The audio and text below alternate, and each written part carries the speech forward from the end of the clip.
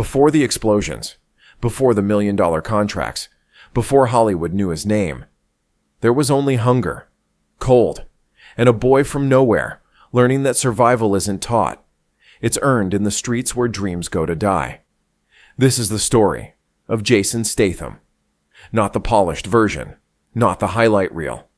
This is the raw, unfiltered truth of a man who clawed his way from the bottom of British poverty to the pinnacle of global cinema. A man who didn't inherit greatness. He forged it with bleeding knuckles and a refusal to quit.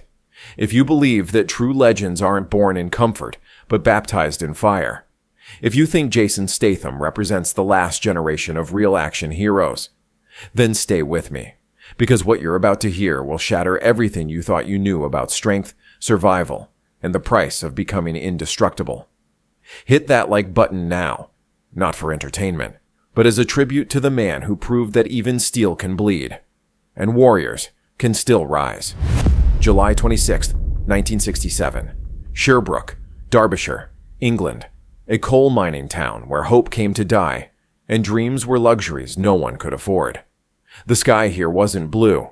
It was perpetually gray, stained with the residue of industry and broken promises. This was Jason Statham's first breath of air. Not clean, not warm, but real. His mother, Eileen, was a dancer, but not the kind you see on grand stages. She danced in local clubs and community centers, earning applause that echoed for seconds before fading into the smoky air. Every night, she'd come home exhausted, makeup smeared, feet blistered, counting coins on a kitchen table that wobbled on uneven legs. His father, Barry Statham, was a man of 1,000 trades and master of survival. By dawn, he descended into the coal mines, a world of darkness and danger where men aged 20 years in 10. By afternoon, he painted houses, his hands forever stained with white primer and coal dust. By evening, he sold jewelry and cheap perfume on street corners. And when night finally came, he sang in pubs for spare change, his voice hoarse but unbroken. The Statham household wasn't just poor. It was a masterclass in endurance. The single light bulb in their kitchen would flicker during winter storms, casting shadows that danced across walls, thin enough to hear the neighbors arguing. Young Jason would watch his parents count pennies under that dying light, their faces etched with worry lines that no amount of makeup or smiles could hide. There was no room for childhood here, no space for innocence. Jason's older brother Lee was his only companion in a world that demanded they grow up faster than their years. Together, they learned that toys were luxuries and laughter was rationed. They learned that when the heating broke in January, you slept in your clothes. They learned that hunger has a sound. It's the silence at a dinner table where portions are measured not by appetite, but by what's left. Barry Statham taught his son something profound without ever saying the words directly. He taught him that dignity isn't what you have. It's what you refuse to surrender. Every morning, Barry would wake at 4, tie his work boots with hands that trembled from exhaustion, and face another day of backbreaking labor without complaint. Young Jason would watch his father leave in the dark and return in the dark, and he'd think, this is what a man looks like. Not in victory, but in relentless, quiet persistence. By age 8, Jason was already working. He'd accompany his father to the street markets of Great Yarmouth, helping set up stalls before dawn. The cold would bite through his thin jacket, and his fingers would go numb handling cheap jewelry and knockoff perfumes. But he learned the art of the hustle, how to read people's faces, how to make eye contact without being aggressive, how to sell hope in a bottle to people who had none. Years later, Jason would recall those days with a crooked smile, saying his father taught him to do a handstand before he could walk. It sounded playful, but beneath it was a darker truth. Balance was something he'd been practicing his entire life. Physical balance on his hands, emotional balance in chaos, financial balance on the edge of poverty. School was never Jason's sanctuary. He wasn't academic. He wasn't interested in theorems or essays. What captivated him was motion, the pure, raw physics of the human body in action. While other boys kicked footballs across muddy fields, Jason was teaching himself karate in back alleys. He'd watch Bruce Lee films on a neighbor's television and then spend hours alone, mimicking the movements, feeling the burn in his muscles, the stretch in his tendons. But it was water that called to him most powerfully. At 12 years old, an age when most divers have already logged 7 years of training, Jason discovered diving at the Crystal Palace National Sports Centre in London. He was late to the game, painfully, impossibly late. Elite divers start at 5, their bodies trained into perfect instruments before they even understand what sacrifice means. But Jason had something they didn't: hunger. He would arrive at the pool before it opened and leave after the janitors started mopping. He'd climb that 10-meter platform again and again, his legs shaking, his heart pounding, his body screaming for rest. The water below was cold, indifferent, waiting to punish every imperfect entry. And he welcomed that punishment, because it made him better. The other divers had technique. Jason had desperation. His hands became calloused from gripping wet metal. His shoulders ached from the constant impact. His body learned to speak a language of pain that no textbook could teach. In the echoing silence of an empty pool hall, with only the sound of water lapping against tiles, Jason Statham discovered who he was. A boy who would outwork everyone, because he had to. There were no shortcuts in that pool. No privilege, no family connections. Just a body, gravity, and the willingness to fall perfectly 1,000 times until muscle memory became identity. His coaches saw something in him. Not natural talent, but supernatural determination. He wasn't the most graceful diver. His form wasn't textbook perfect. But there was something magnetic about watching him refuse to quit. Every failed dive was met with immediate return. Every criticism absorbed and converted into improvement. Winter after winter, season after season, Jason trained. His world shrank to those few meters between the platform and the water. The outside world, with its poverty, its coal-stained reality, its impossible futures, all of it disappeared when he climbed those stairs. Up there, 10 meters above the water, he wasn't the poor kid from Sherbrooke. He was a diver. He was possibility. He was the split second between flight and impact, where anything could happen. By 1990, at 23 years old, Jason had done the impossible. He represented England at the Commonwealth Games, competing in the 10-meter platform dive before an international audience. For one brief shining moment, the boy who started too late had climbed high enough to see the Olympics on the horizon. His father came to watch, standing in the crowd with tears in his eyes that he'd never let fall. Barry Statham, the coal miner and street seller, watched his son dive before the world. And in that moment, every painful morning, every unpaid bill, every sacrifice made sense. But destiny is cruel in its precision. The British Olympic team selection. Jason had trained for this moment his entire adult life. Every muscle fiber, every calloused hand, every early morning when his body begged for mercy, it all led here. He competed with everything he had, diving with a ferocity that bordered on desperation. And he missed the team by one position. One. Single. Spot.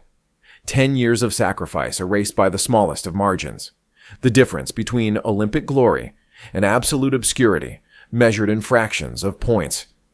He stood there, watching the water calm after his final dive, and understood a truth that would haunt him forever. Effort isn't always rewarded. He didn't cry, didn't rage, didn't demand a recount, or blame the judges. He simply watched the ripples disappear from the pool's surface, as if the water itself was erasing every trace of his dream. That silence, that profound, devastating silence, would follow him for years. Later he'd say that the water gave him nothing back, but taught him everything. It taught him that strength isn't born in victory. It's inherited from failure. That resilience isn't about never falling. It's about the willingness to climb back up when falling is all you know. His father never told him it would be okay. Barry Statham didn't deal in false comfort. Instead, he looked at his son and said something that cut deeper than any sympathy. Now you know what losing feels like. Make sure you never forget. Jason left the pool, but the lesson stayed. The boy who once dove into freezing water now had to dive headfirst into life itself, without a safety net, without a plan, without any guarantee that he'd land on his feet. He returned to London, not as a champion, not as an Olympist, but as another young man with fading dreams and empty pockets, trying to figure out what comes after almost. And though the world would one day cheer his name beneath the brightest lights, Somewhere behind his steady eyes still lingered that cold pool in Shirebrook, the quiet ghost of a boy who learned that rising isn't about winning. It's about refusing to stay down. It's heartbreaking how life sometimes doesn't break you all at once.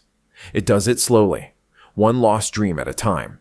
Jason Statham walked away from competitive diving and stepped into a London that didn't care who he was or what he'd lost. The city was gray, wet, and merciless, a concrete jungle that swallowed the weak and tested the stubborn. He was 25 years old with the body of an athlete and the resume of a failure. No degree, no connections, no backup plan. Just a gym bag full of diving equipment he'd never use again, and a body trained for a sport that no longer wanted him. The same discipline that guided him on the diving board now guided him through the storm of survival. But this time, there were no coaches, no medals, no applause.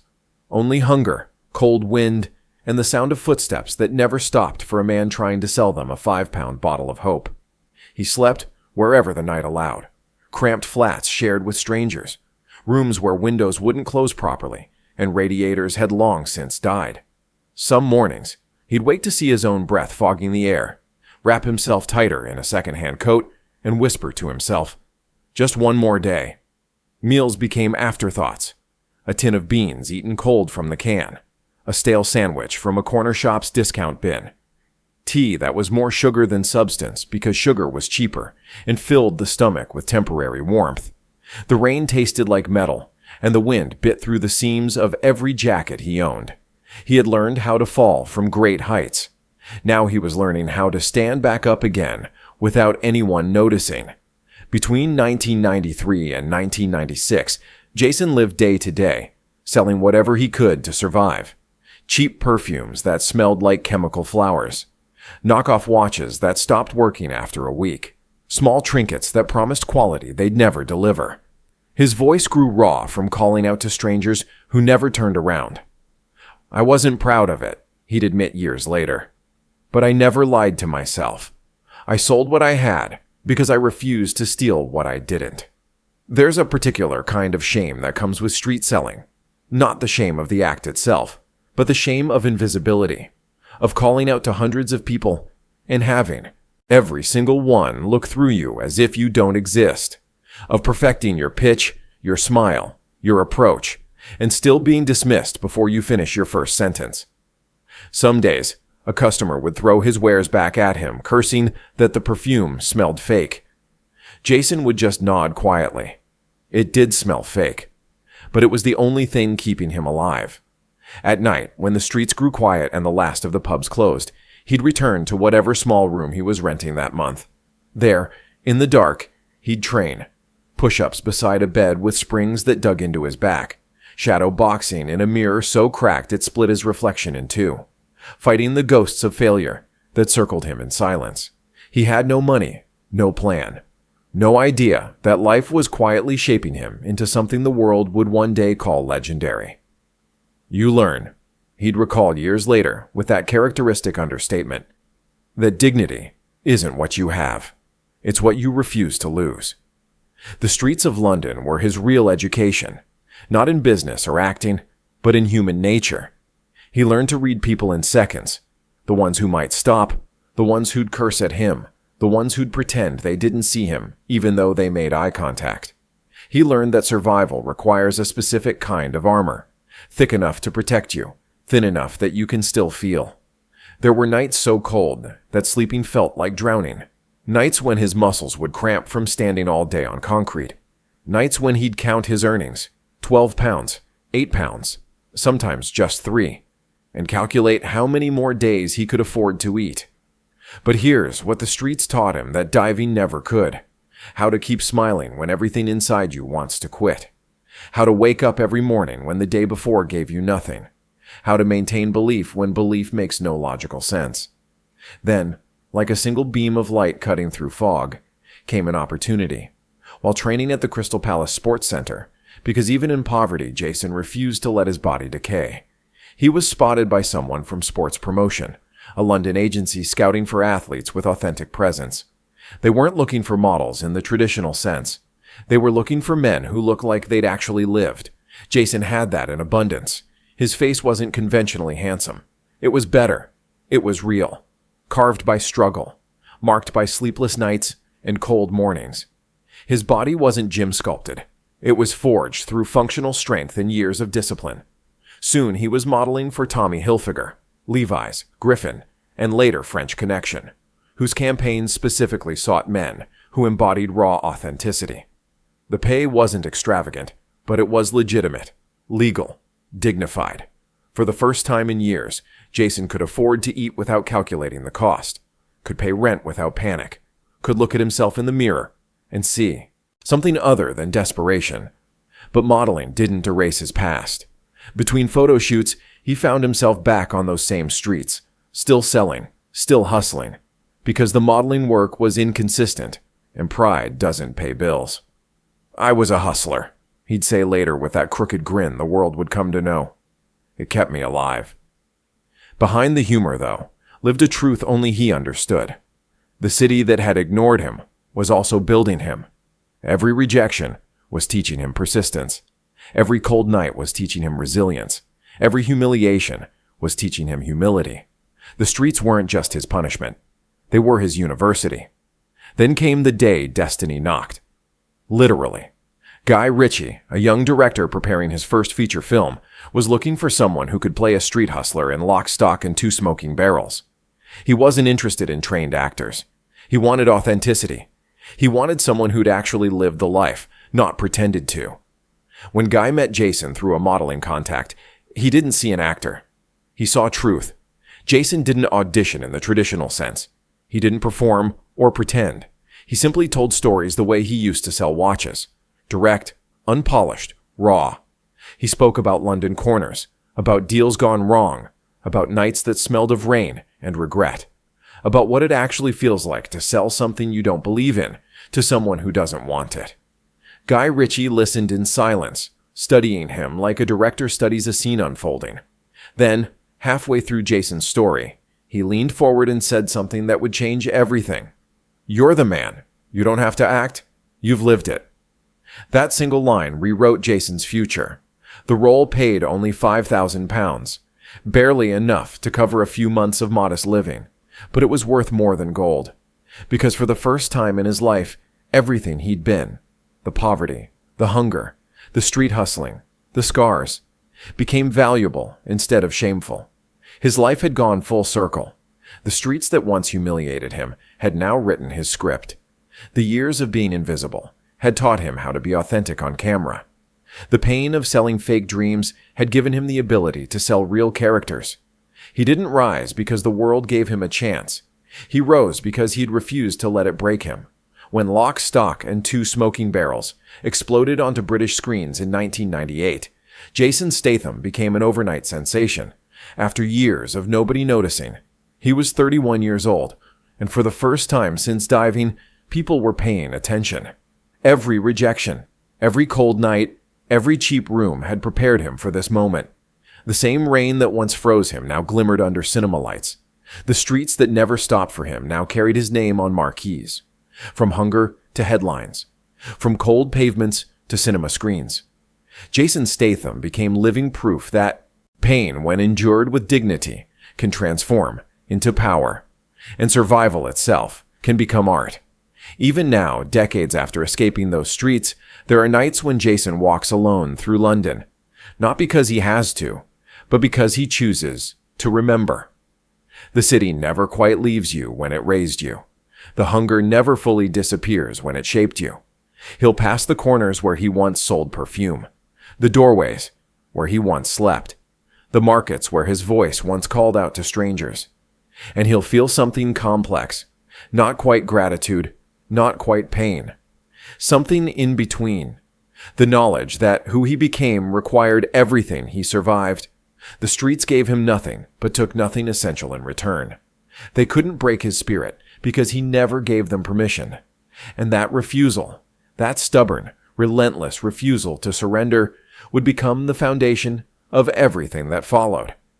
It's heartbreaking how fate rewards only after it tests you beyond what seems survivable. Lock, Stock, and Two Smoking Barrels didn't just premiere. It exploded. The film's gritty British authenticity, sharp dialogue, and kinetic energy captured something fresh in a film landscape dominated by polished Hollywood productions. And at its center was Jason Statham, not playing a character, but embodying a truth. Critics noticed immediately. This wasn't acting in the traditional sense. This was lived experience translated to screen. His delivery was sharp but natural. His presence was magnetic but unpretentious.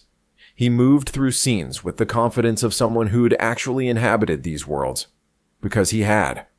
The film made over $28 million on a tiny budget, and suddenly, the 31-year-old former street seller was being called one of British cinema's most exciting new talents. But Jason understood something crucial.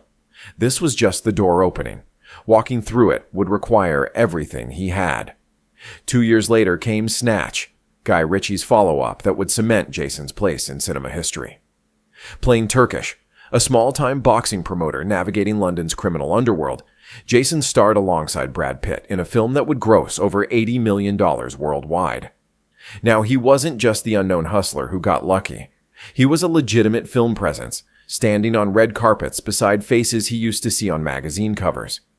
The boy from Shirebrook was shaking hands with Hollywood royalty. But behind that sharp tuxedo was the same man who once counted coins to buy beans.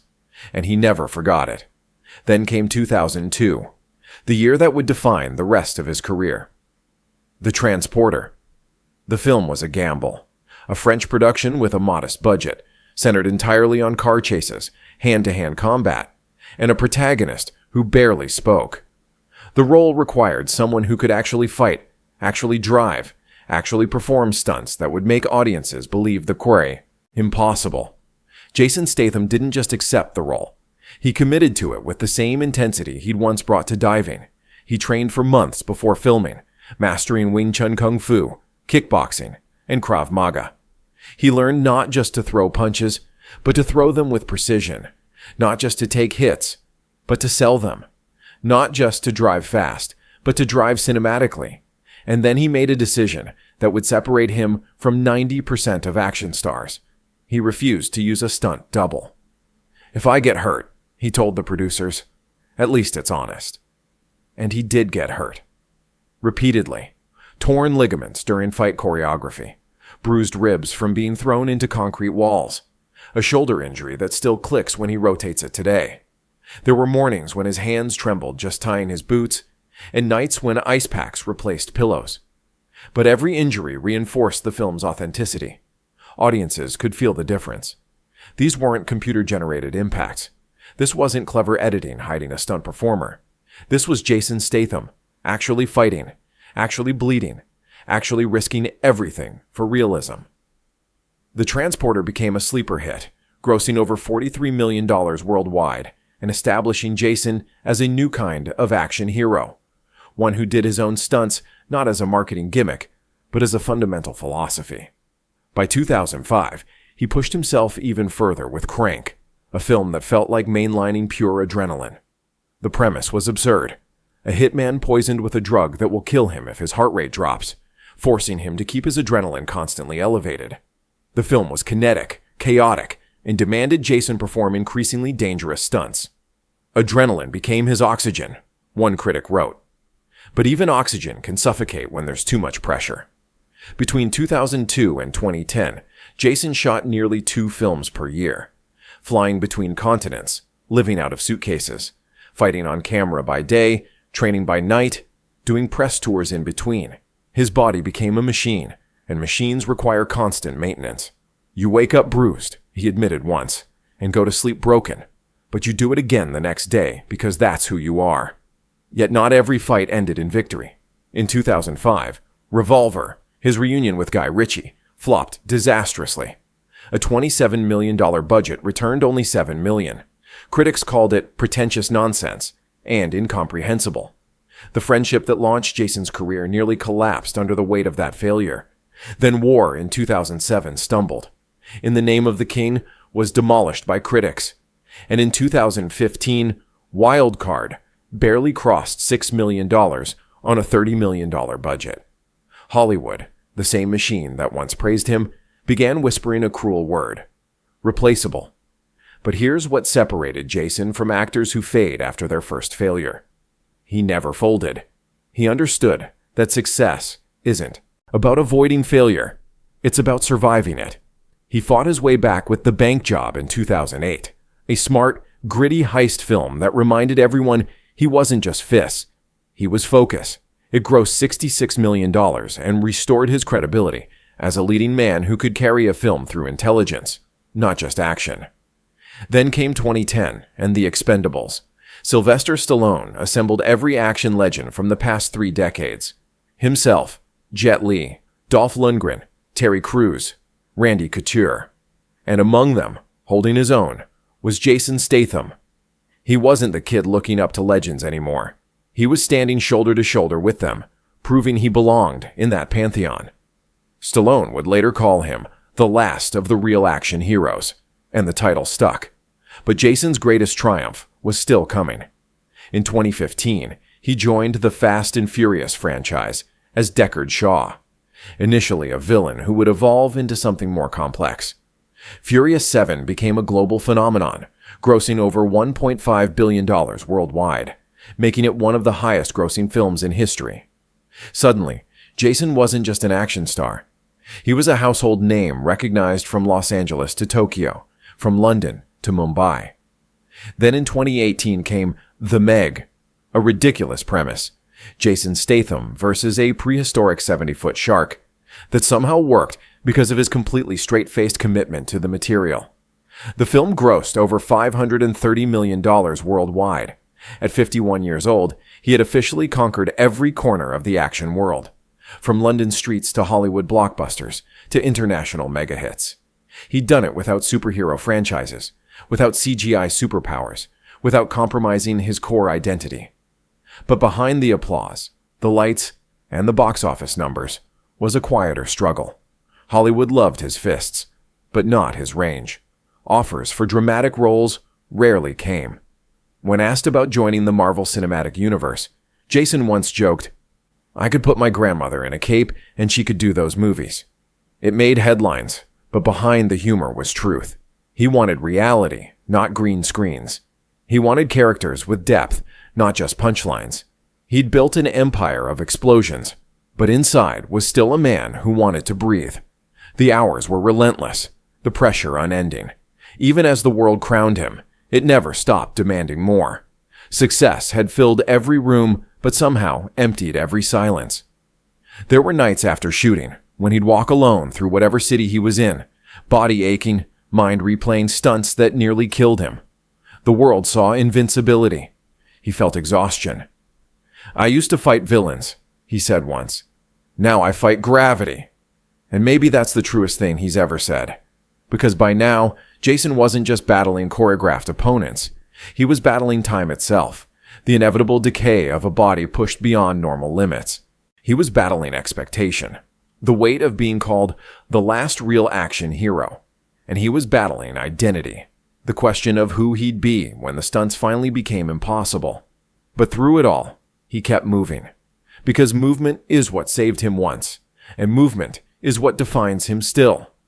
By the time he reached his 50s, Jason Statham had become more than an actor.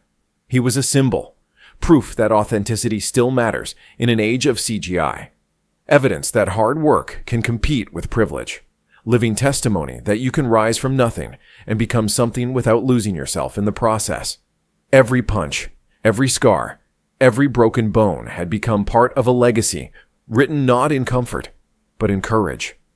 He had faced poverty, rejection, public failure, and physical destruction. And somehow, impossibly, he was still standing. But the hardest battles were never the ones caught on camera. They were the silent ones, in hotel rooms, in recovery beds, in the spaces between applause and solitude. And those battles, the ones no script ever wrote, were just beginning. Long before the red carpets and billion-dollar box offices, there was her, Kelly Brook. She was already famous when they met in the late 1990s. The kind of beauty that made cameras follow and crowds pause. A television presenter and model whose face graced magazine covers and whose name was becoming synonymous with British glamour. Jason was still climbing, still hustling, a street-smart dreamer from Shearbrook trying to find his place in a world that hadn't fully opened its doors. Their connection was immediate, lightning and calm, fire and steel. The rising actor and the established star, who for a while believed in the same forever. In those early years before real fame arrived, life was simple. London nights over cheap dinners, laughter echoing through small apartments that smelled of takeout food and ambition. She would tease him about his relentless training regimen. He'd grin and promise, "Someday I'll make it worth your patience." When Lock, Stock, and Two Smoking Barrels hit theaters, the world noticed Jason Statham. But Kelly had seen him long before the spotlight did. She'd known him when he was nobody, and that kind of history creates a bond deeper than fame. But success has a cruel way of changing the air between people. As Jason's career accelerated with Snatch and The Transporter, the demands multiplied. Long shoots across continents, press tours that lasted weeks, training schedules that consumed every spare hour. Meanwhile, Kelly's own career was flourishing in television and modeling. Two careers rising in opposite directions, one toward grit and danger, the other toward glamour and ease. They tried to hold on, to protect the small world they'd built before the noise arrived. But phone calls grew shorter, smiles became more practiced. The silences between them grew heavier than words. And then the headlines came. Not about Jason's next film, but about Kelly's next relationship. Billy Zane. Another actor. Another world. Another hand to hold. The news didn't just break. It crushed. Jason didn't shout, didn't rage, didn't seek sympathy or play the victim. He simply went quiet, retreated into the only language he truly understood. Motion. The pain of being replaced while you were still loyal, he'd later call it. Not in anger, but in reflection, years after the wound had scarred over. He drowned his heartbreak the way he always had, through discipline, training harder, working longer, letting the bruises of stunts cover what words couldn't heal. Friends said they saw him less during that period. He avoided interviews that probed into personal matters, deflected with humor, replaced every emotion with work. On screen, he smiled and fought villains, and drove cars through fire. But privately, he was driving through the wreckage of his first real love. There were nights, he once admitted to a close friend, when the quiet felt louder than explosions. Years later, when asked about Kelly, Jason never spoke ill of her. He'd simply say, "We were young. Life moves faster than people do." There was no bitterness in his voice, only a kind of distant gratitude, the kind that comes when pain has finally settled into memory rather than bleeding wound. Kelly wasn't just a chapter in his story. She was proof that even the toughest hearts can break softly. She had loved him when he had nothing, and left when he had everything. Maybe that's the cruel symmetry of fate. Some loves don't end in anger. They just fade into silence, leaving behind questions that never quite get answered. In losing her, Jason learned that loyalty doesn't always bring forever, that even warriors bleed, not from wounds, but from memories that refuse to heal completely. By 2005, Jason was 38 and riding high on the success of The Transporter. But success is a strange companion. It fills your schedule while emptying your evenings. Then he met Sophie Monk, a radiant Australian pop singer and actress who entered his life like a spark in a storm. She was 26, wild and funny, and utterly unafraid of his intensity. She laughed loudly, lived recklessly, and had the kind of light that could burn through his characteristic silence. Together they were chaos and calm. She'd tease him for his obsessive training. "You're always fighting something," she'd say, even when the cameras are off. He'd grin. "That's how I stay ready." On lazy Sunday afternoons, she'd throw popcorn at him while they watched old movies. And for a while, Jason wasn't Jason Statham, the action star. He was just a man learning to breathe beside someone who made the world feel human again. But fame is a storm that never sleeps. While Jason filmed across continents, Morocco, France, Los Angeles, Sophie's career was blooming in Australia and Hollywood. They tried to bridge the miles with phone calls and occasional visits, but even love has borders that geography tests. In late 2006, after about a year and a half together, the distance finally spoke louder than words. One night she called from between flights. He answered, but neither spoke. The silence said everything. By morning, the relationship was over. No dramatic fight, no public spectacle, just the quiet collapse of something that once felt untouchable. Jason never blamed her, never spoke about it publicly, with any detail. "Some people aren't meant to stay," he told a friend once, "but they remind you what warmth feels like." Years later, Sophie would tell the Sydney Morning Herald that Jason was the hardest man to love, not because he didn't care, but because he carried the world in silence. There was no bitterness in her words, no regret, just truth spoken softly by two people who tried and failed to tame their respective storms. By 2007, a year after Sophie's departure, Jason met Alex Zosman, a London-based model and interior designer. He was 39 then, at the height of fame, yet strangely tired of its demands. After years of airports and hotel rooms, Alex represented something he'd been missing: stability. She wasn't fame or fire. She was stillness. With her, Jason found what he thought he'd lost: mornings that smelled of coffee instead of adrenaline, laughter that didn't echo through empty hotel rooms. She'd fall asleep waiting for him after long shoots, the television flickering softly. He'd come home late, kiss her forehead, and whisper, "You make this world feel still." But the world he belonged to was never still for long. Between 2008 and 2009, his workload became brutal. The bank job, death race, Transporter 3. He was in Bangkok, then Paris, then Los Angeles, gone for months at a time. Alex tried to live within the shadow of the man the world demanded, but love can't survive in constant departure. It needs presence, and presence was the one thing Jason no longer had to give. The distance didn't break them. Time did. By 2010, after nearly 3 years together, they quietly parted ways. No scandal, no drama. Just two people waving from different trains, knowing neither could jump. In those years, Jason reflected once, everyone wanted the actor. No one saw the man. That sentence carried everything: the ache of recognition, the weight of solitude, the quiet fatigue of being wanted but never truly known. Some nights after long shoots, he'd turn off the hotel lights and just listen to his own breathing. The only sound reminding him he was still here, still human beneath all the armor he'd built. He never spoke ill of Sophie or Alex. When asked about them years later, he'd only smile faintly and say, "They were both good to me. Maybe too good for the life I was living." No bitterness, no blame, just understanding. For Sophie, he was the fire she couldn't hold. For Alex, he was the silence she couldn't survive. And for Jason, they were proof that love and fame don't speak the same language. Some fires are meant to warm you, not to last. Some peace fades when there's no one left to share it with. And somewhere between the fire and the silence, he learned that strength isn't the absence of pain. It's the grace to keep moving through it. Then came 2010. Jason was 43 when he met Rosie Huntington Whiteley. She was 23, a model whose quiet grace seemed to cut through every defense he'd spent years constructing. He had lived through betrayal, distance, and a particular kind of loneliness that success never cured. She walked into his life not dazzled by fame, but drawn to the silence behind his strength. "You don't talk much," she teased one evening over wine. He smiled, half amused, half wary. "I've said enough in bruises." From that moment, something shifted.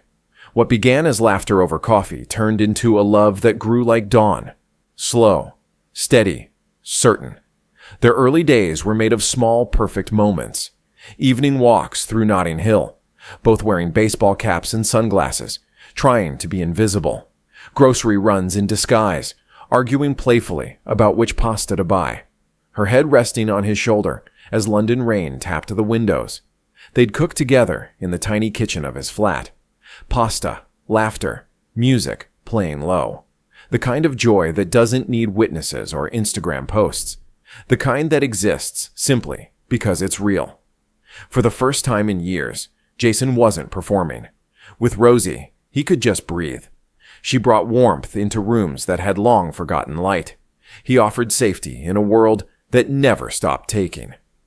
"You make quiet feel alive," he told her once, and she smiled because she knew he meant every word.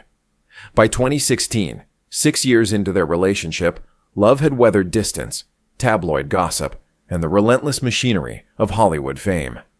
At 49 and 29, respectively, they stood at the edge of forever, engaged under the soft glow of a Malibu sunset. She wore no diamonds that screamed for attention, only a ring that whispered, "We built this slowly. We'll keep it carefully." A year later, in 2017, their son Jack Oscar Statham was born, and for a moment, Jason thought the world had finally stilled. He would cradle the baby in his arms, marveling at the tiny fingers that clutched his scarred hands. The toughest man in Hollywood, completely undone by something so impossibly small. "This," he told Rosie one night, watching her rock Jack to sleep, "is the only fight I never want to win." But peace doesn't come without a price, and fame has no mercy for fathers. While Mechanic, Resurrection, and The Fate of the Furious demanded endless international travel, Rosie stayed home, balancing new motherhood with her own thriving career. Jason missed first steps, first words, the first birthday candles blown out with that look of wonder only toddlers have. I watched him blow out his candles through a FaceTime screen. He admitted once, his voice tight, "And it hurt worse than any stunt fall I've ever taken." Rosie never complained, never guilted him. She'd leave handwritten notes tucked into his luggage. "Come home soon. We love you. Keep the lights on." And she did keep the lights on. Literally. The porch light of their home would glow through the night when he was away, her unspoken promise that home would always be waiting. There were nights Jason sat alone in hotel rooms on the other side of the world, scrolling through photos on his phone, whispering to himself, "You'll make it right next time." But next time always seemed to come too late, and guilt became another weight he carried alongside the physical toll of his work. In 2022, their daughter Isabella James Statham arrived.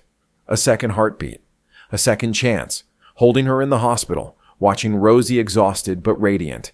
Jason felt a clarity he'd never experienced on any film set.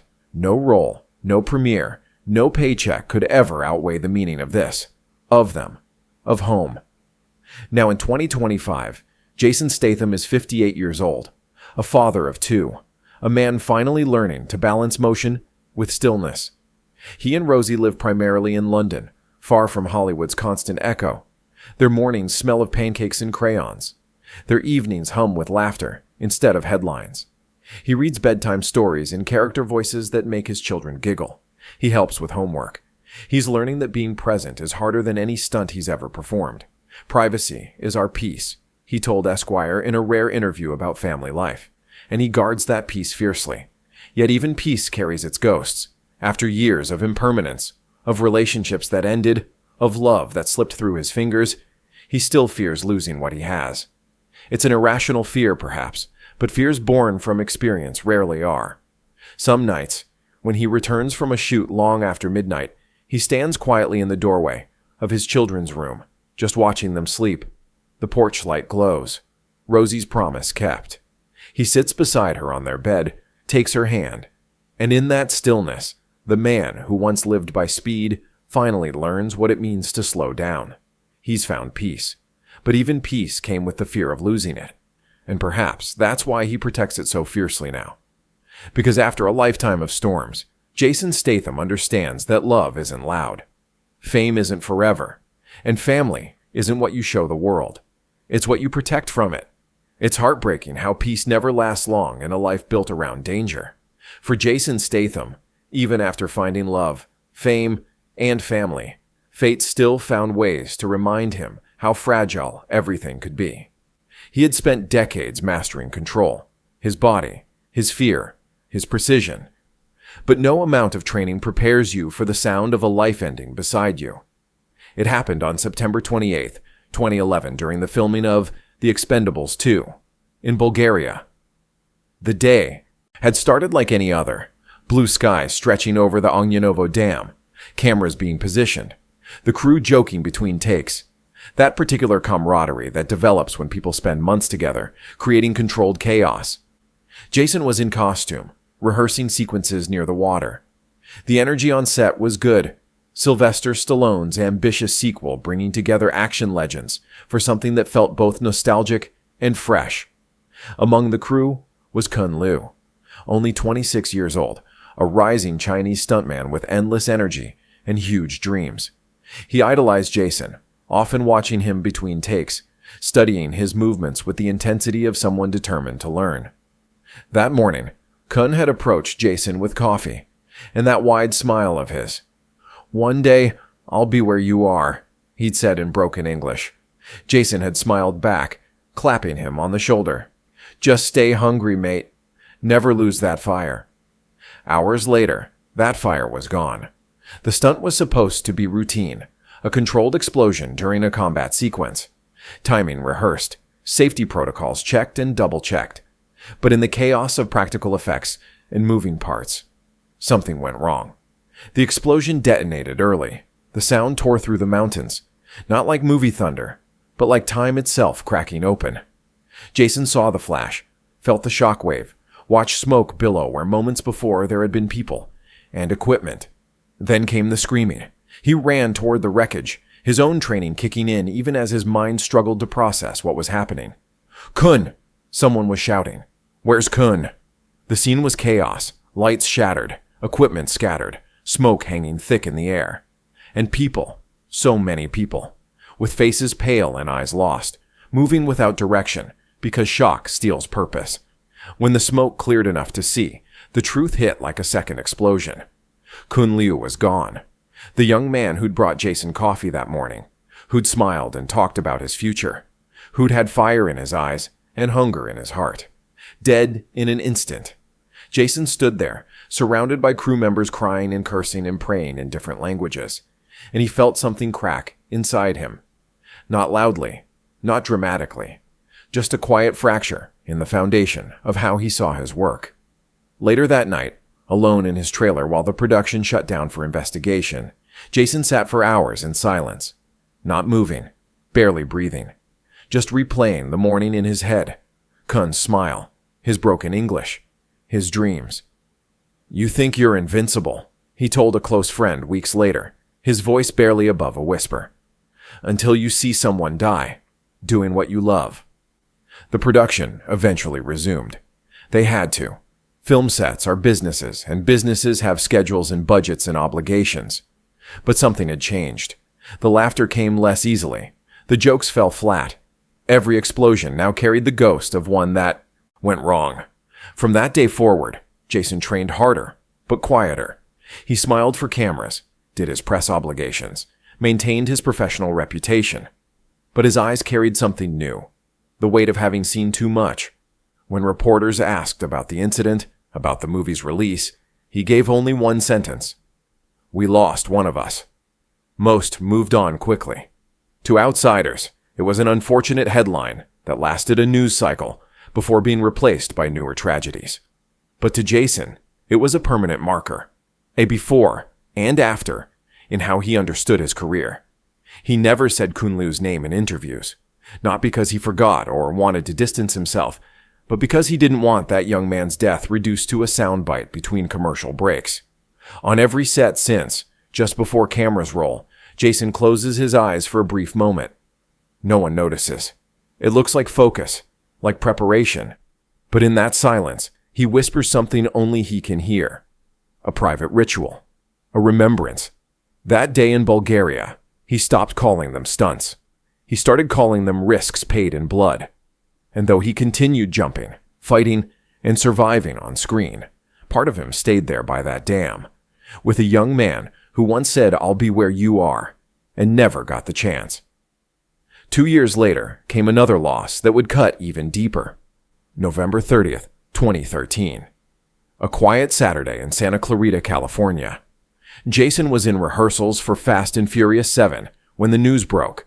Someone's phone buzzed, then another. Then suddenly, everyone was checking their devices, faces draining of color. Paul Walker killed in car accident. The words didn't make sense. Couldn't make sense. Not Paul. Not the guy who'd just been on set days ago, laughing, making plans, talking about his daughter Meadow and his charity work. "It can't be Paul," Jason whispered, his phone trembling in his hand. He drove like he breathed. But the reports kept coming. A Porsche Carrera GT. His friend Roger Rodas behind the wheel. Speed estimated at over 90 miles per hour. Impact with a concrete light pole and tree. Fire. Both men dead before help could arrive. They'd been leaving a charity event for Typhoon Haiyan victims in the Philippines. Paul had died doing exactly what he believed in, helping others. Jason had only known Paul for a short time, but some connections transcend duration. Paul had that gift. He could walk into a room and make cynics believe in kindness again. When Jason joined the Fast and Furious franchise for the 7th film, he'd been the outsider. The new guy stepping into a family that had years of history and inside jokes and deep bonds. But Paul had broken through that distance in seconds. "You're one of us now, mate," Paul had said after their first table read, throwing an arm around Jason's shoulders. It wasn't just words. It was a genuine welcome. On set, Paul would bring him coffee between takes, tease him about being too serious, send him videos of car blooper reels late at night just to make him laugh. The guy had no ego, Jason recalled later. He made you feel like you belonged, even when you didn't. Off camera, they'd sit under the set lights long after wrap, talking about cars, about family, about what really mattered once the fame faded. Paul spoke often about his charity, Reach Out Worldwide, and his dream of bringing his daughter on disaster relief missions. "You do what you love," Paul had said one night, staring out at the Los Angeles skyline. "But you live for what you give." Jason never forgot that line, and he never got to tell Paul how much it meant to him. The memorial service was held on a perfect Southern California afternoon, the kind of day Paul would have spent on the beach or working on cars. Thousands lined the streets, flowers everywhere, photos of Paul's smile, that genuine, impossible not to love smile. Jason arrived quietly, standing behind the crowd, head lowered. He didn't speak to press, didn't make statements, just stood there with tears falling freely for the man who'd made him feel welcome when he didn't have to. "When Paul died," Jason said much later, choosing his words carefully, "the world lost a star. But for us, it felt like the ground gave way beneath our feet. Filming Furious 7. After that felt like chasing a ghost. Every roar of an engine echoed with absence. Every scripted smile felt impossibly heavy. The production used Paul's brothers as stand-ins, CGI, to complete his scenes. But everyone knew they were filming something that would never feel complete. "You don't move on from a man like Paul," Jason said. "You just carry his light wherever you go." Sometimes now, when Jason steps into another car chase scene, when the cameras roll and the engines roar, he still hears that familiar voice, warm, steady, brotherly, whispering, "One more ride." And for a split second, he's not driving for the movie or the paycheck or even the audience. He's driving for Paul, for Kun, for everyone who didn't come back. After those losses, something fundamental changed in Jason. The man who once laughed at danger began to see it differently. Every explosion on set became a held breath. Every car crash a calculation of variables. Every stunt fall a reminder that physics doesn't care about your reputation. "People see action," he told Men's Health in 2015. "But what I see is preparation, fear, and faith. Every time we roll camera, we trust that life will give us one more take." He began demanding higher safety standards on every production, insisted on meeting personally with stunt coordinators weeks before filming, trained with entire teams to ensure everyone understood not just their role, but everyone else's. He'd seen what happens when one thing goes wrong, and he'd carry that knowledge forever. His respect for the craft turned almost sacred, not because of ego or showmanship, but because of loss. In private, the ghosts visited him. He'd wake sometimes from dreams where the explosion never stops, where faces blur in smoke, where he's running towards something he can never reach. He'd get up in those dark hours, check on his children, watching them breathe, real and safe and alive, and whisper a quiet thank you to whatever fate had chosen to spare him while taking others. "The hardest part isn't the stunts," he confided to Sylvester Stallone once. "It's the silence after. When you're alone and you remember who didn't come home." Stallone, who'd seen his own share of tragedy in the business, just nodded. Some things don't need response, just recognition. But the body keeps score, even when the mind tries to push forward. By 2014, Jason's physical toll had become impossible to ignore. Years of impact had compressed his spine. His joints screamed protests every morning. Sleep became a negotiation with pain. He'd laugh it off in interviews, making jokes about wear and tear, and earning my stripes. But behind the humor, doctors were warning him that he was on borrowed time, that the human body wasn't designed for what he'd put it through. Then came the moment that almost ended everything. August 2014. Bulgaria again, the same country where Kun Liu had died 3 years earlier. The Expendables 3 was in production, and Jason was filming a sequence involving a 3-ton truck. The stunt was supposed to be simple. Drive the truck along a pier, hit the brakes, stop safely. Basic vehicle work he'd done 1,000 times. But on this particular afternoon, under a blinding summer sun by the Black Sea, the universe decided to test him one more time. The cameras rolled. Jason drove. And when he pressed the brake pedal, nothing happened. In that single heartbeat, time fractured. The brake line had failed. The 3-ton truck, moving its speed, wasn't stopping. The end of the pier rushed toward him. Beyond it, the Black Sea, 60 feet of empty air, and then dark water. His training kicked in before conscious thought. His hands locked on the wheel. His body tensed. Someone was screaming, "Brakes! Brakes!" But the word was swallowed by the roar of the engine and the approaching edge. Then, impact. The safety barrier, never designed to stop 3 tons of moving steel, exploded like kindling. The truck plunged nose first into the Black Sea. Weightlessness. Then chaos. The windshield shattered in a storm of glass. Black water surged in with terrifying force, swallowing light, swallowing sound, swallowing everything. The world spun upside down.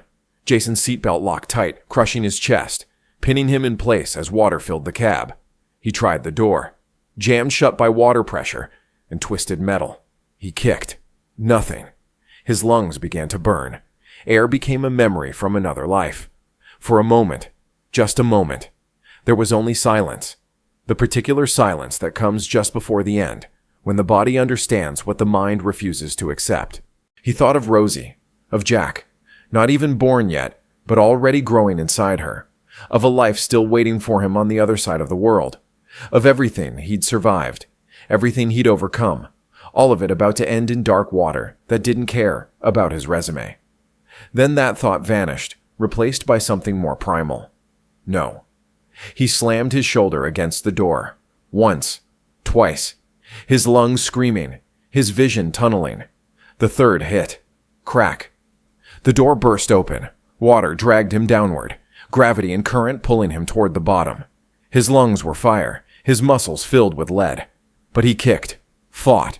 Reached upward toward the surface that glimmered above him, like a dream he might not reach.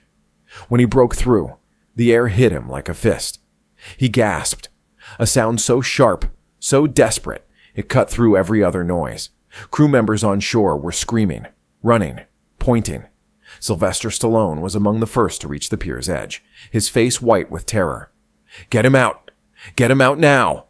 Hands pulled Jason from the water. He staggered onto the pier, soaked, shaking, alive. His hands, the same hands that had performed thousands of stunts, wouldn't stop trembling. He stood there, water streaming from his clothes, staring at the sea that had almost claimed him. The truck was somewhere below, already forgotten by the water that had swallowed it.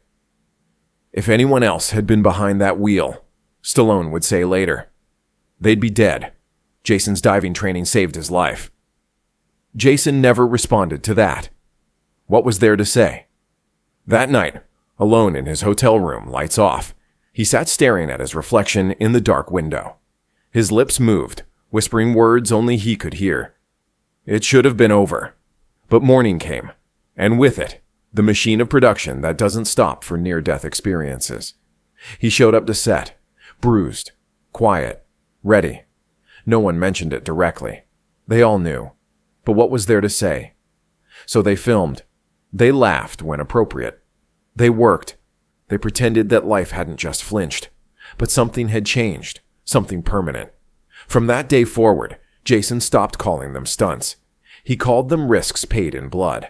And though the cameras rolled again, Though the hero on screen seemed invincible, a part of him had stayed behind in that black water, where courage met mortality, and the man who had never feared anything finally learned what fear truly feels like. The years that followed were harder than anyone knew.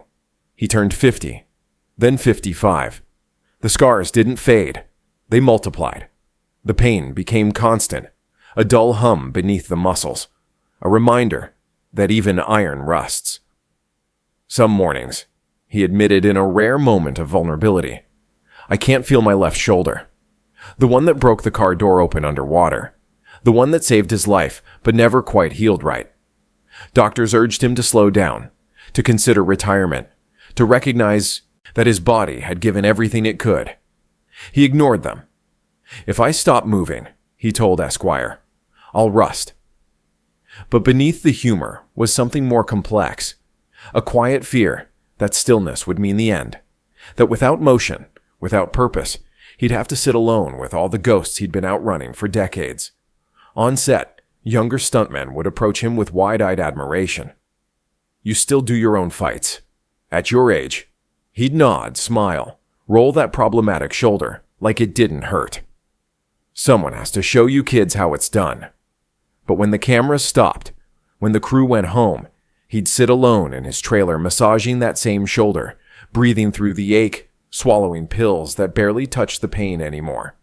Sometimes he'd close his eyes and see the water again. Dark, cold, endless. That moment lives behind every scene now, behind every bruise, every breath. A reminder that he's been marked by something bigger than cinema. Now, in 2025, Jason Statham is 58 years old. His hair silvered at the edges. His face mapped with lines that tell stories no script ever wrote.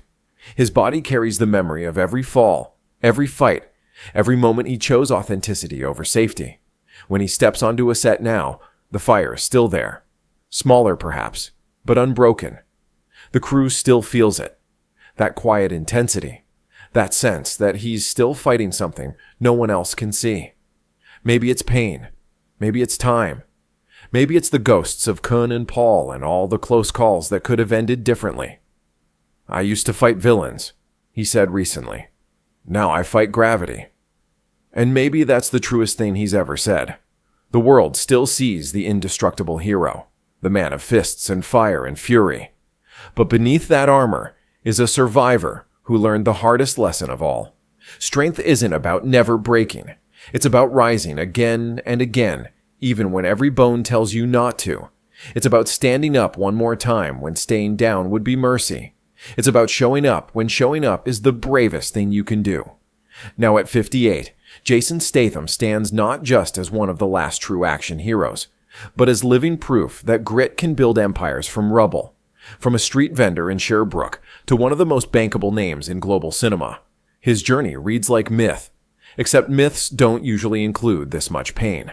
His net worth sits at approximately $120 million, a fortune carved from fire, success built on scars, peace earned through pain. He no longer runs through freezing London streets selling trinkets to strangers who look through him. Now he walks through the marble halls of his $13 million Beverly Hills mansion, a victory written in stone and glass. Nestled in one of Los Angeles' most exclusive neighborhoods, the home stretches across nearly 6,000 square feet, a serene blend of modern minimalism and rustic warmth.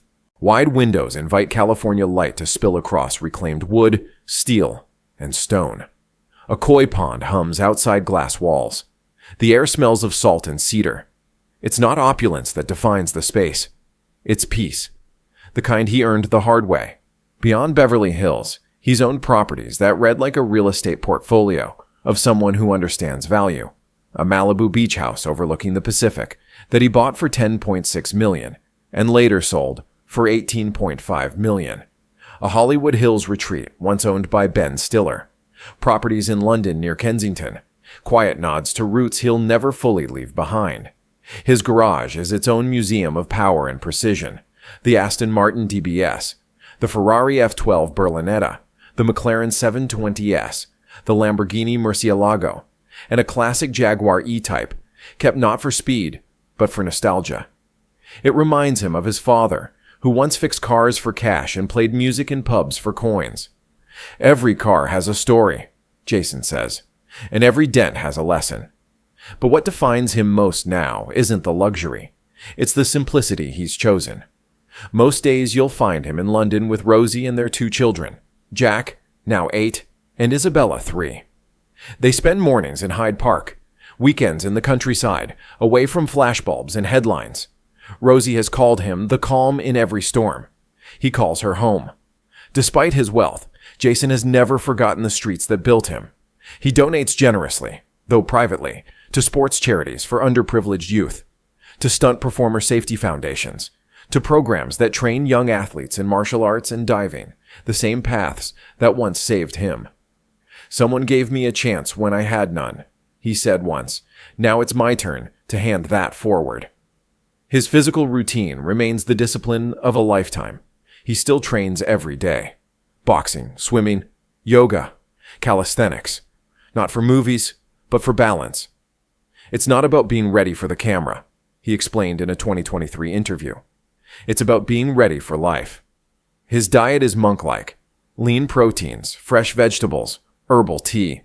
No excess, no indulgence. He jokes that he's boring at dinner, but fast on the road. And though his body carries decades of bruises and broken ligaments, his spirit remains sharper than ever. "You don't stop moving because you age," he says. "You age because you stop moving." The paradox isn't lost on him. A man who once sold fake perfume on street corners now sells tickets to billion-dollar blockbusters. But beneath the irony lives gratitude, the quiet kind that hums like a heartbeat. His fans call him the Steel Man. But those who know him best say he's not made of steel. He's made of resolve. The boy who watched his parents hustle for rent now raises his children in warmth and security. The man who faced rejection, betrayal, and death itself now finds meaning in ordinary moments, reading bedtime stories, fixing breakfast, holding hands. Under morning light, Jason Statham's life is no longer about the fight. It's about the grace that follows survival, the pain, the hustle, the scars. They didn't break him. They built him. He rose without privilege, endured without complaint, triumphed without forgetting who he was. Today, he doesn't chase fame. He protects meaning. He doesn't shout about success. He lives it quietly, in laughter, in love, in legacy. There's a photo on his desk that few people know about. It was taken in 1992, after he missed the Olympic team. He's standing by a pool, face unreadable, holding a gym bag. He looks young and lost and determined all at once. He keeps it there not as a reminder of failure, but as proof of beginning. Because that's when his real journey started, when the easy path closed and he had to carve his own. Every morning, before the world wakes, Jason still does the same routine he learned at 12, a handstand against the wall, holding it until his arms shake. It's not training anymore. It's ritual, a reminder that balance is something you practice every single day. His children sometimes watch from the doorway, giggling at Daddy standing on his hands. They don't know yet what that handstand means, what it represents, the decades of discipline it took to make something impossible look easy. But one day, when they're older and the world tests them the way it tested him, maybe they'll remember. Maybe they'll understand that strength isn't loud, that resilience is quiet, that the greatest victories often look like just another day of showing up. As the sun sets over London, Jason stands on his balcony, watching the city lights flicker to life. This is the same city that once ignored him, the same streets that taught him hunger, the same rain that tested him. But he doesn't see it with bitterness. He sees it with something closer to love, the complicated kind that comes from being shaped by something harsh but honest. Rosie joins him, slipping her hand into his. She doesn't ask what he's thinking. She already knows. After 15 years together, she understands that he carries worlds inside him that words can't reach. "You okay?" she asks softly. He nods, squeezing her hand. "Yeah, just thinking about the long way round." She smiles. "Worth it." He looks back through the window at his children playing, at the warm light of a home that's truly his, at a life built from nothing but stubbornness and sweat. "Every painful step," he says, and he means it. Because Jason Statham understands something most people spend their whole lives trying to learn. That peace isn't the absence of struggle. It's the victory of having faced it and still standing tall. That indestructible doesn't mean unbreakable. It means breaking and rebuilding so many times that your cracks become your foundation. That legends aren't born from privilege or luck. They're forged in fire, shaped by pain, and perfected by the refusal to surrender. So if you believe Jason Statham is more than an action star, if you see in him the living symbol of resilience, grit, and grace, then let this be your tribute. Not just a like or a share, but a recognition of what his story really means. That you can start with nothing and become everything. That you can fall 1,000 times and rise 1,001. That you can bleed, break, and nearly drown, and still choose to stand back up. That the truest strength isn't in never falling. It's in the getting back up. Every single time. Jason Statham didn't just survive Hollywood. He rewrote what it means to be indestructible. And his story isn't finished yet. Because warriors don't retire. They just find new battles worth fighting. And steel doesn't rust when it's still forging.